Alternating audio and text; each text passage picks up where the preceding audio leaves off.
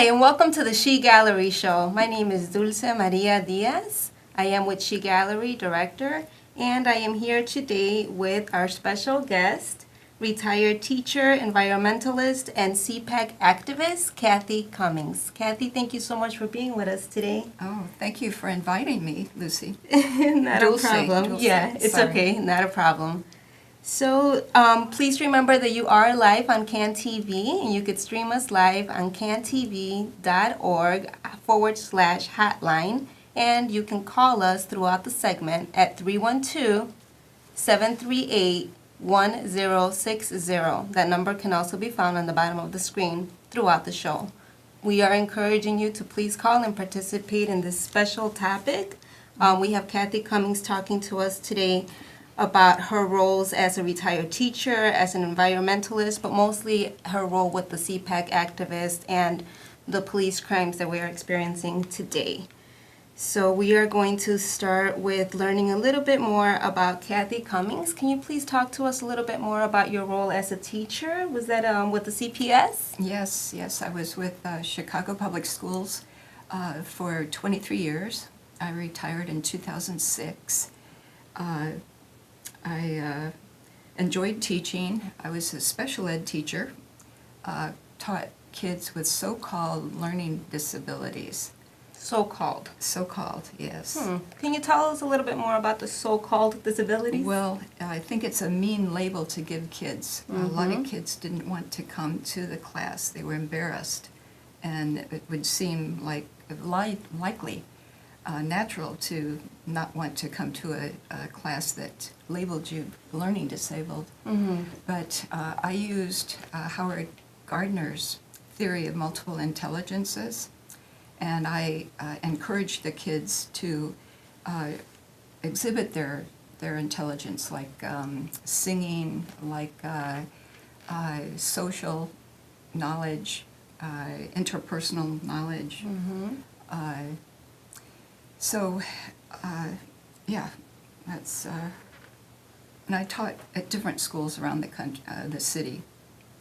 So you were teaching these same like music theories or learning theories at various schools throughout the city? Well, I honored them, yes. Oh, nice. And I actually was first hired to set up the LD classes, and then I would be transferred to another school. I would make the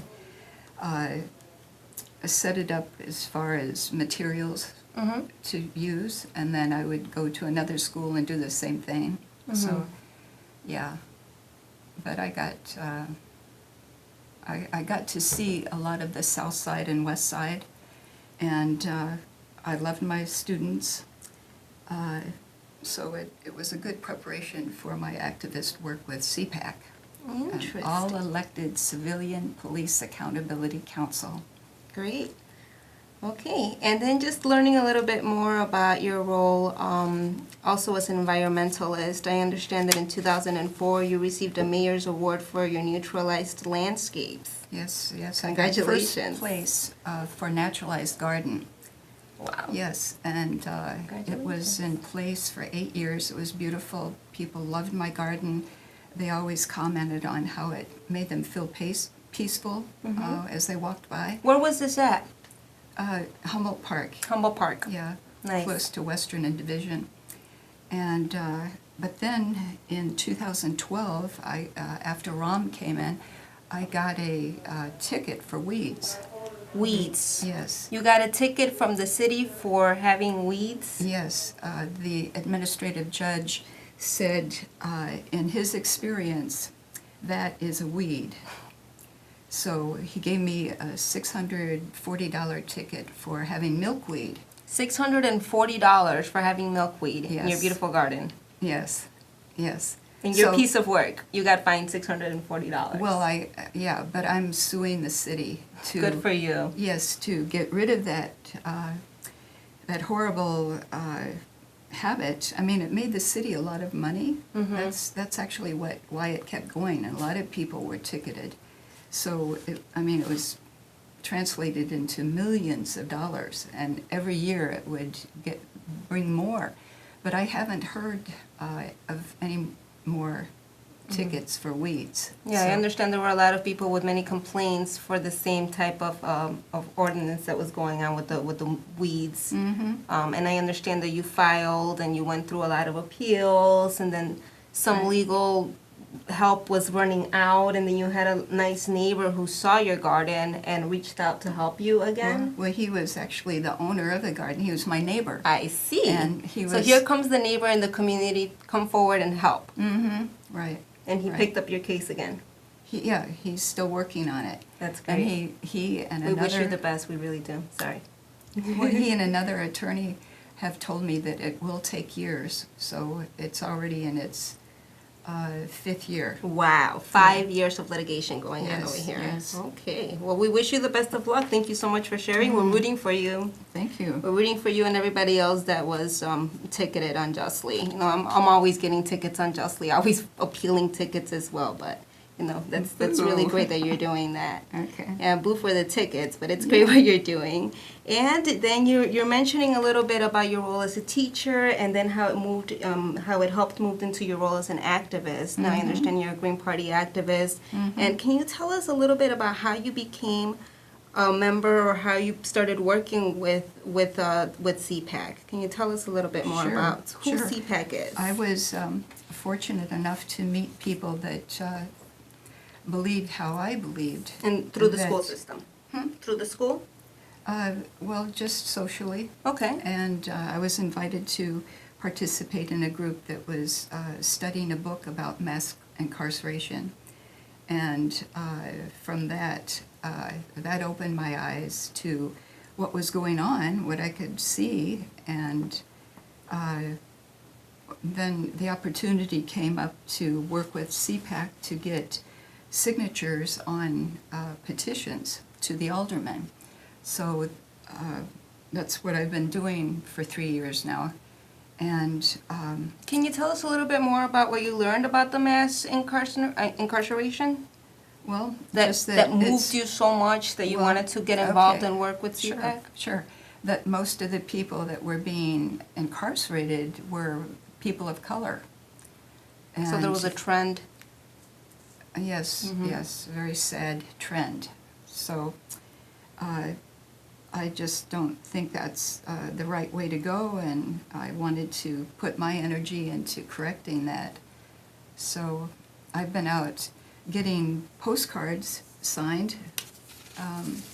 This is, can we show that? Oh, yes, sorry. Okay. This is the postcard that So sorry. yeah, no, not at all. This is our petition, which is actually a postcard to our aldermen. Let me see if I can. And oops. we have over 45,000 signatures. We have 9 aldermen. I was trying to zoom in there, but Yeah. Okay. Yeah, that's, can people see that? yeah, Okay. it's a little hard to read, but I mean, this might be a little much unless we want to Yeah. focus on a specific something. But yeah, Yeah. we can actually. This part here, the letter to the Okay. alderman. You want to talk Okay. to us a little Yeah. bit more about Right. this So we- segment and this letter? So we have 9 aldermen right now that have signed with us. It's interesting that Carlos Ramirez Rosa, alderman of Logan Square, introduced the ordinance to City Hall. And he was 26 years old. This was just last year. Wow. Yeah. So every postcard. The that's- power of our youth and our voice, right, is being used. That's really, really something to be proud of. Right. So our postcard is sent to the aldermen, and we're keeping track of it so we know how many postcards the aldermen are getting. And we just keep going. And we always look for new volunteers to help us. But there's a lot more if people are interested in helping us to do. And I made a list of it. Would you like to know? Yes, of course. Teach Okay. us how we can help, of course. Okay. Volunteer opportunities. Besides getting signatures on the postcards, passing out flyers and brochures, telephoning, we have a lot of activities going on, so we can use people people's help with phoning other people, database work on computers. But what exactly is it that we're pushing to do at this point? What exactly is CPAC Okay. working towards? Great, thank you. Sure. CPAC is And who is CPAC? I'm so sorry to interrupt. CPAC stands for Chicago Alliance, or it's actually the Chicago Alliance Against Racist and Political Repression. Right. Right? Okay. That's the parent Yes. okay. organization That's the parent organization Right. that's been around for how long? since 73. Since 1973. Right. Okay, and now there's a legislation that we're trying to pass, right? That's And that's right. what CPAC actually is, right? That's Working the for, civilian. Yes, I'm sorry. That's the Civilian Police Accountability Council. So Right. what exactly are we working towards here with Okay, these petitions? We are working toward This. having more So sorry. aldermen, at least 26, There I which go. would be the majority in City Hall, to be for CPAC so it can be passed as an ordinance. So what exactly would CPAC be doing? How would it help Okay, us? what do it we have does- going on here? Yeah, what it does is eliminate the power, or change the power to, let's see, here we go. The hand is the mayor. CPAC is the scissors. Mm-hmm. And these are the departments that have been set up to not only follow all of his directions, Okay. but to protect him. And can we talk a little bit about who's in these towers that are being covered? Who are we cutting strings with here? We're cutting strings with the The mayor mayor's. committee? Yeah, the mayor's committee, the police board, the superintendent of police, IPRA, which has recently been renamed COPA or COPA, and internal affairs. Internal affairs. So cutting strings. And in place of cutting these strings, what will CPAC offer? a democratic process for holding police accountable for their actions. Why is this important? Whether it's rudeness, whether it's false arrest, racial profiling, torture, murder. It seems really important, right? It's very important. Seems really important to me. I just Right. want to share something really personal Sure. quickly, as I know you have a lot of information to offer that I think is really important for our audience to hear, is that I personally, all of us living in the city, I'm sure we all have a story, some kind of story. We're not saying that all police are bad, but there is a lot of unjust police crime, and that's what we're standing up against. I personally was in a domestic abuse relationship, and it was the ugliest experience anybody could go through, or one of the ugliest experiences that anybody could go through. But one of the things that would happen, and this is nothing that I'm proud of, but police comes to your house, and I know I'm a statistic, and I'm sure the police deals with this a lot. But the police also abuses their power. So people look at somebody Sometimes. who's in a domestic abuse relationship and like, oh, why didn't you do this? Why didn't you press charges? Sometimes we can't trust the police to do that. So what happened to me personally was, let's say, for example, the police comes to my house, and there's either I called them or the neighbors called them, sadly, and they come and they start beating him up. Ooh, yikes. They start beating him up. And I understand they're angry that he hurt a female because he should not do that. If they would do their job and locked him up in jail, I would have gladly said, please, press charges. But if you're beating this man up, kicking him in the face, I'm afraid you're going to kill him. Yes. So there is a borderline between justice and abusing your power. Right. And I would tell the police when they would get really mad at me and say, why aren't you pressing charges? We can't do anything unless you press charges. Well, I can't trust you here that you're in front of me in my house. What are you going to do when you take this man away? He's a human being no matter what happens. So no, I never pressed charges because I was afraid that they were going to kill him. Regardless, human being, make a mistake. You treat somebody, you press charges, you go to jail, or, do things right. Do Right. not abuse the power. That's right. And that's what happens every day. This isn't about Black Lives Matter. This isn't about, it has some to do with Black Lives Matter, as we know, but it has a lot to do with just doing the right thing. That's all we ask. Well, Dulce, Can we trust our the police way- again? well, what what's really true here is that good cops would support CPAC because good cops. And that's how we're able to tell the difference, because Yes. there are good cops out there. That's right. There are good cops out That's there, right. and they work very hard, and I'm sure they're in the toughest situation now because they're between like two kind of lifestyles. You're fighting, with civilians, you want everybody's trust, and that's why sadly when a police officer does something nice, it makes the news. Like, oh, this officer offered his jacket to this African American woman or something like that. Like, that actually makes the news. That's sad. I'm sorry. I'll let you get back to informing us more about what you're doing and what CPAC and what we can do. I was wanting to go through the volunteer Yes. opportunities. Attending meetings, we have a meeting every Monday night. Where's this meeting at? Well, it's at our office, 1325 South Wabash. Okay. But we've also picked up Trinity Episcopal Church. Nice. It's a larger space. And to the audience at home, please remember that you can always reach out. Oops, sorry, I keep doing that. And now I'm zoomed out. You can always reach us on our website at S.H.E Gallery. I'm so sorry. At sharinghisenergygallery.net. You can email us, you can call us, and you can reach Kathy Cummings directly. You can learn more about CPAC directly. Their information is found on our website directly, so you can always link up directly with us and find out what you can do in your community to help after this show. So Okay. right now she's letting us know how we can help. Okay, so let's see, fundraising, we could use people's experience with that, promotion and spreading the word, attending meetings of torture victims. There's a group called TIRC, T-I-R-C, which stands for Torture, hold on a second. Torture Inquiry and Relief Commission.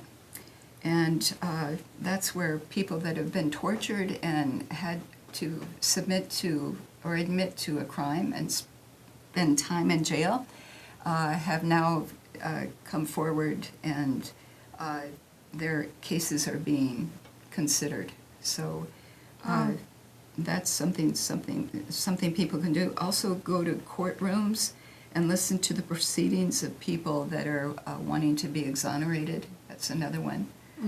I do that, and I am a court observer now, so it's very great. interesting to follow all that. Yeah, and she's a strong activist, and you've been with CPAC for 4 years now? 3. 3 years? Yeah. Okay. Mhm. And anybody can become involved. We all want to become involved. Right. Now, I met Kathy in my Humboldt Pilsen neighborhood, and she was out there getting petitions, the same petition you just saw. I signed, and I support CPAC absolutely because it's just to do. And they also have a show with CAN TV, so make sure that you link up, look through CAN TV's website and find out when CPAC is on, so you can also learn more about CPAC that way. And one thing that I learned from Kathy Cummings was the power of petition, and this brought a conversation within my peers, and we were talking about how sometimes we receive petitions, and sometimes we honestly just ignore them. Sometimes we treat them as spam mail, because we don't know where these petitions actually go. If it's just like to help power an engine or something, like we don't know. So can you please talk to us and educate us a little bit more about the power of the petition and exactly how these petitions work? Okay. What happens after they're signed out in the street? Okay, well, people sign the petition and it goes right to the alderman. It gets a stamp on it and mailed to the alderman. We keep track of all the numbers of petitions the aldermen are getting, and then we meet with the alderman in a group. So we're in the process of doing that, getting more aldermen to join us, because we need a majority. We need at least 26 aldermen to Wow. pass the ordinance. So for people that want to get involved, 26. yeah, And how many aldermen are involved now? 9. 9. So 9 out of 26. And when did this petition begin? This, I think, it started before I got there. And you've been there for 3 years? Yeah, Okay. yeah. So for over 3 years, we've only been able to manage to get 9 aldermen to become involved. We need 26. That might seem like a very low number, but that's also a very hard thing to do. But that means that we're about the third of the way there, which And sounds that- better. That's what I'm trying to raise. That Yeah. there is a starting point, and you have to start where you're at, and just never stop climbing that tree, and just continue to sign those petitions, get the word out. I think that's the most important thing, right? Like getting the That's- word out. That's right. Like she said, having these fundraisers. We'll definitely talk a little bit more about how we can continue to work together and support how She Gallery can continue to work together and support CPAC. As you know, She Gallery also hosts art exhibitions, and we are always looking to help empowering organizations to help the community, because that's what we do. So Right. I've been very blessed to have met Kathy Cummings in the Humboldt neighborhood of Pilsen, where I was out there buying an elote from La Señora S.H.E, who's just sells elotes out at Harrison Park, and she's always preaching to the neighborhood about how we're part of this earth and how we're part of the universe and how we have to take care of our community. And just then we meet and start talking, and here we are now sharing our community with you. And that Yes. means a lot to us. Thank you, Dulce, Yeah, thank for this you. opportunity. No problem. We do have just a couple of minutes left. We have about 3 minutes left to Oh, wrap up. If there's anything okay. that you want to, if there's any advice or anything else that you want to share with the public. Well, let's see. The meetings that we have every Monday are very enlightening. They're multicultural and multi-generational, and the group has a very nice sense of humor. So there's always, it's not always serious and just too serious. It lightens up too. So it's a good balance. Yeah. How big is the organization now, or how many people are attending these meetings? Can anybody just show up? Or do you have to sign up to show up to the meetings? What time are these meetings held? They start at 6 and they end promptly at 8. Very Okay, rarely 6 do to they go 8 on beyond 8 Mondays. o'clock. Okay, and you have like different speakers, or you just talk about No. the updates? Well, we meet talk the about all our aldermen? projects. Okay. So that's a good way to learn about CPAC, to come to the meeting Come and to the then hear meeting. about all the projects that we're working on. And then a person can know where they can plug in and be helpful. That's really good to know. As our co-host Diane Pasola last week had mentioned, right now there's a lot going on in our community, and there's a lot of ways that we can learn to become involved. Some of us sit down and we watch TV and we get so angry and we want to say, and we say we want to help and we don't know how. And we're here trying to teach you many ways that you can. Please remember that there's also going to be an immigration rally, I believe, at Benito Juarez on the 28th of February. So please remember to keep in touch with She Gallery so that you can be informed and attend also for more information. Great. And Well, one last thing. Sure. The Chicago Teachers Union and CPAC are close. We have a similar goal, and that is to make a democracy of education where the people have charge of the schools as well as the police. that's So- really awesome. So we go full circle with Miss Kathy Cummings.